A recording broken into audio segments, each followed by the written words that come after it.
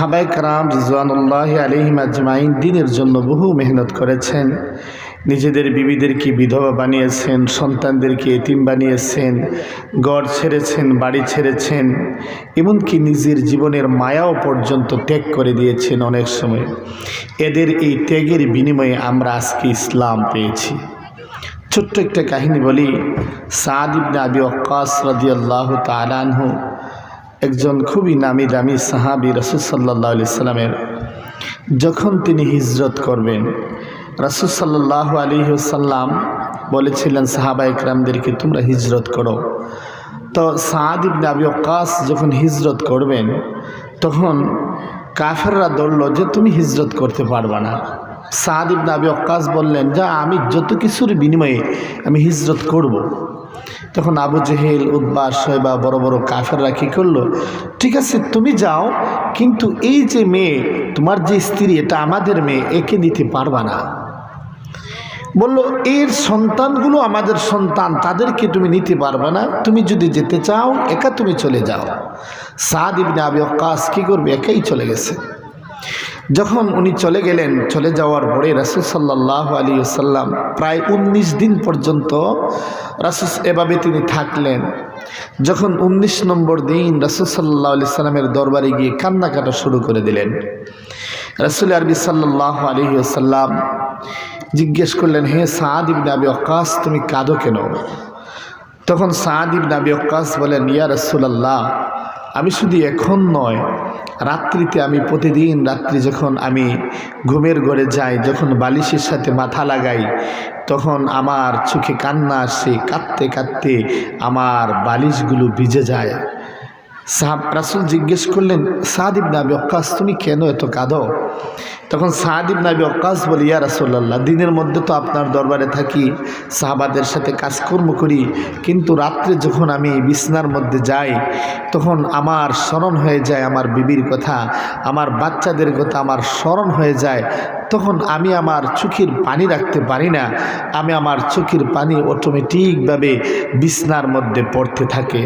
প্যারে হাজিরিন, অতঃপর রাসূল বলেন, ও সাদ ইবনে আবি ওয়াক্কাস, তুমি টেনশন নিও না, চিন্তা করো না, পৃথিবীর তোমার কেউ কিছু থাকুক না থাকুক, আমি রাসূল তোমার সাথে আছি। বলি সুবহানাল্লাহ। দেখেন সাহাবায়ে কেরাম কত মেহনত করেছেন দ্বীনের জন্য, বিবি বাচ্চা সব কিছু ছেড়েছেন। পেয়ারা হাজির, রাসূল সাল্লাল্লাহু আলাইহি সাল্লাম যখন বিদায় হজের ভাষণের সময় বলছেন, ও আমার সাহাবারা, আমি তো তোমাদের কাছে কি দিন পৌঁছে দিয়েছি? সাহাবা রিজওয়ানুল্লাহি আলাইহিম আজমাইন বলেন, হ্যাঁ ইয়া রাসূলুল্লাহ, আমাদের কাছে আপনি দিন পৌঁছে দিয়েছেন। সাহাবায়ে কেরাম রিজওয়ানুল্লাহি আলাইহিম যখন এই কথা বললেন, রাসূল আকাশের দিকে 3 বার আঙ্গুল তুলে বললেন, আল্লাহুম্মা শাহাদ, আল্লাহুম্মা শাহাদ, আল্লাহুম্মা শাহাদ। ওগো আল্লাহ, আপনি সাক্ষী থাকুন, আপনি সাক্ষী থাকুন, আপনি সাক্ষী থাকুন, আপনি আমার উপর যে দিন দিয়েছেন, এই দিন আমি আমার সাহাবাদের কাছে পৌঁছে দিয়েছি। বলি সুবহানাল্লাহ। প্যারে হাজিরিন, অতঃপর রাসূল সাল্লাল্লাহু আলাইহি সাল্লাম যে 3 বার আঙ্গুল তুলে আল্লাহুম্মা শাহাদ বললেন, আল্লাহ রাব্বুল আলামিন জিবরিল আমিন আলাইহিস সালাতুস সালামকে পাঠাইলেন, যাও জিবরাইল, ওহী নিয়ে যাও।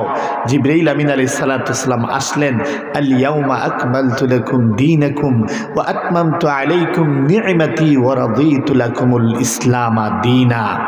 এ রাসূল, আপনার দিন পরিপূর্ণ, ধর্মের বিধিবিধান পরিপূর্ণ, কিয়ামত পর্যন্ত যত ধর্ম আপনার কিয়ামত পর্যন্ত যত মানুষ আসবে, এর জন্য মনোনীত ধর্ম হচ্ছে ইসলাম। বলি সুবহানাল্লাহ। প্যারে হাজরিন, রাসূল সাল্লাল্লাহু আলাইহি সাল্লামকে যখন এই আয়াত শুনাইলেন, রাসূল সাহাবায়ে কেরাম অত্যন্ত সন্তুষ্ট হলেন। রাসূল সাল্লাল্লাহু আলাইহি সাল্লাম তখন বললেন, ফালিয়ুবাল্লিগুশ শাহিদুল গায়বা মিনকুম, ও আমার সাহাবারা, তোমরা যারা এখানে আসছো, তোমরা ছাড়া তো আরো বহু মানুষ রয়ে গেছে, তাদের কাছে দিনগুলো পৌঁছে দাও। প্যারা হাজরিন, এই বিদায় হজের ভাষণের সময় রাসূল সাল্লাল্লাহু আলাইহি সাল্লাম তারিখের কিতাবাদির মধ্যে লেখেন, সোয়া লক্ষ সাহাবায়ে কেরাম ছিলেন। এখন এই সোয়া লক্ষ সাহাবায়ে কেরাম রিজওয়ানুল্লাহি আলাইহিম আজমাইন ওখান থেকে পৃথিবীর আনাচে কানাচে ছড়িয়ে ছিটিয়ে পড়েছে। বলি সুবহানাল্লাহ। রাসূলের সাহাবা যদি গণনা করা হয়, তারিখের কিতাবাদের মধ্যে লেখে 1,43,000 সাহাবায়ে কেরাম আছেন।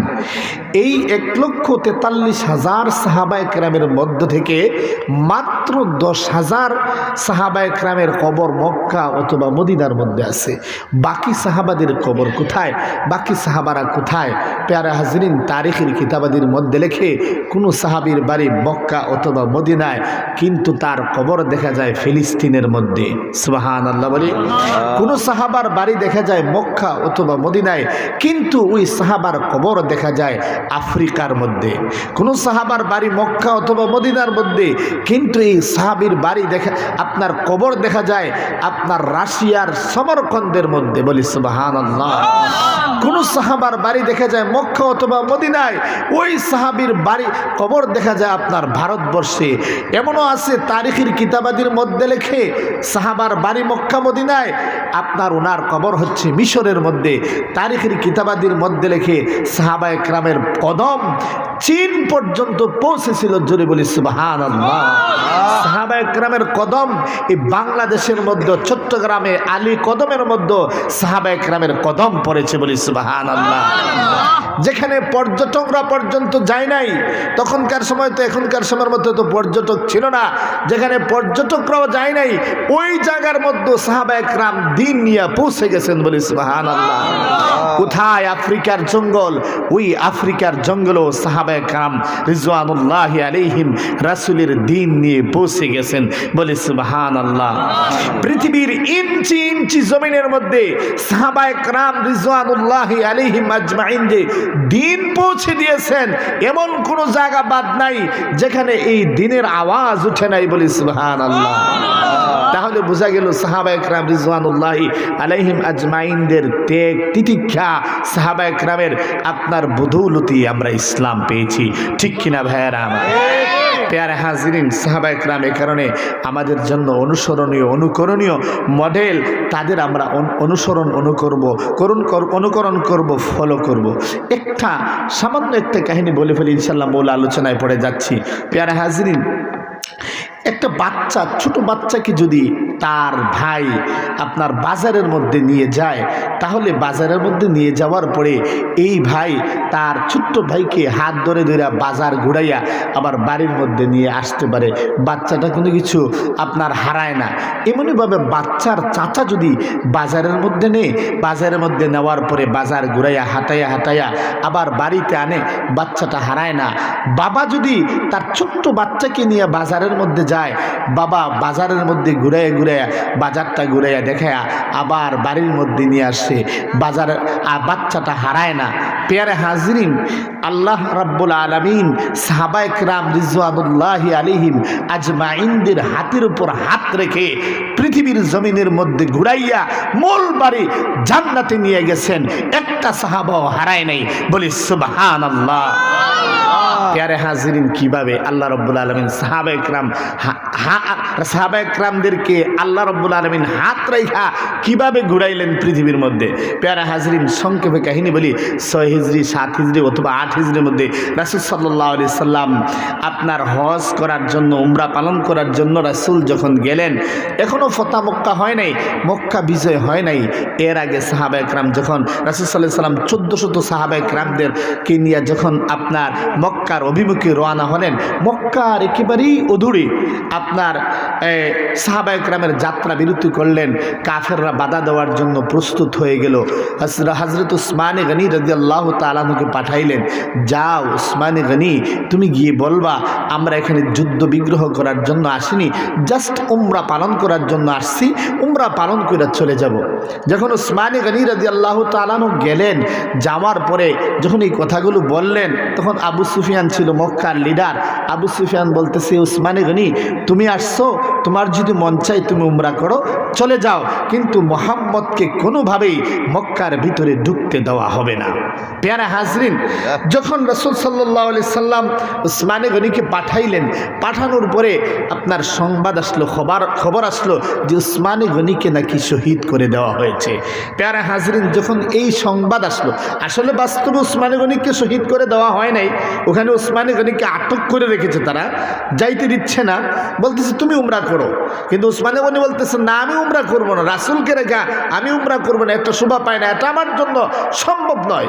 প্যারে হাজরিন, অতঃপর রাসূল সাল্লাল্লাহু আলাইহি সাল্লামের কাছে যখন আপনার সংবাদ আসলো উসমানে গনিকে শাহাদত করে দেওয়া হয়েছে, সাহাবায়ে কেরামের রক্তের মধ্যে আর আপনার রক্ত যে বৈশা রয়েছে এমন নয়, রক্ত গরম হয়ে গেছে।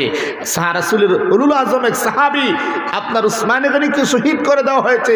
সাহাবায়ে কেরাম বলতেছেন, আমরা যতক্ষণ পর্যন্ত উসমানের কিসাস না নিব, উসমানের হত্যার বদলা না নিব, ততক্ষণ পর্যন্ত আমরা আর মদিনার মধ্যে ফিরে যাব না। এই বলে রাসূল সাল্লাল্লাহু আলাইহি সাল্লামের হাতে আপনার বৈআত হইলেন। এই যে বৈআত হইলেন, রাসূল হাত পাতলেন, আবু বকর হাত দিলেন, বৈআত হইলেন, এভাবে ওমর হাত দিলেন, বৈআত হইলেন, হযরত আলী হাত দিলেন, বৈআত হইলেন, এভাবে তামাম সাহাবায়ে কেরাম 1400 সাহাবায়ে কেরাম আপনার মুহাজির আনসার সবাই বৈআত হইলেন। আল্লাহ রাব্বুল আলামিনের কাছে এই বৈআতটা এতই পছন্দনীয় হয়েছে, প্যারে হাজরিন, আল্লাহ রাব্বুল আলামিন আয়াত নাজিল করে দিয়েছেন কোরআনুল কারীমের মধ্যে। অতঃপর রাসূল সাল্লাল্লাহু আলাইহি সাল্লাম সব সাহাবায়ে কেরামের বৈআত শেষ। এখন রাসূল বলতেছে, হায় রে হায়, এই যে মঞ্জার, এই যে দৃশ্য, এই যে এত সুন্দর দৃশ্য, আল্লাহ রাব্বুল আলামিনের কাছে তো প্রিয় দৃশ্য, যদি উসমান থাকতো তাহলে তো উসমানও আমার হাতে বৈআত হইতো। ও আমার সাহাবারা শোনো, এটা আমার হাত, আর এই হাতের উপরে তো তোমরা 1300 রাখছো, 1400 রাখছো, উসমান তো নাই। এই আমার মনে করবা এই হাতটা আমার হাত নয়, এই হাতটা হচ্ছে উসমানের হাত, আমি নিজে উসমানের পক্ষ থেকে বৈআত হইলাম। এই বলে রাসূলের হাতে হাত রেখা উসমানের পক্ষে বৈআত হইলেন। যখন উসমানের পক্ষে বৈআত হইলেন, প্যার হাজরিন, আল্লাহ রাব্বুল আলামিন আয়াত নাজিল করে দিলেন, ইন্নামা ইয়াদুল্লাহ, আল্লাহ রাব্বুল আলামিন আয়াত নাজিল করে দিলেন, ইয়াদুল্লাহি ফাওকা আইদিহিম। এ রাসূল, আপনার উপর সাহাবায়ে কেরাম হাত রাখছেন 1400 সাহাবা, তার উপরে আপনিও আবার হাত রাখছেন। মনে করেন আমি আল্লাহ রাব্বুল আলামিনের হাত আপনার হাতের উপরে আছে, বলি সুবহানাল্লাহ। আমি আল্লাহ রাব্বুল আলামিনের হাত এই 1400 সাহাবায়ে কেরামের উপরে আছে। প্যারে হাজরিন, যার হাতের উপর আল্লাহর হাত আছে, যার হাতের সাথে আল্লাহর হাত মিলছে, সেই সাহাবা কি কখনো গুমরা হতে পারেন? সেই সাহাবা কি কখনো পথভ্রষ্ট হতে পারেন? কখনো এরকম সাহাবারা পথভ্রষ্ট হতে পারেন না। এ কারণে সাহাবায়ে কেরাম হচ্ছেন আমাদের জন্য মডেল, অনুসরণীয়, অনুকরণীয়। আল্লাহ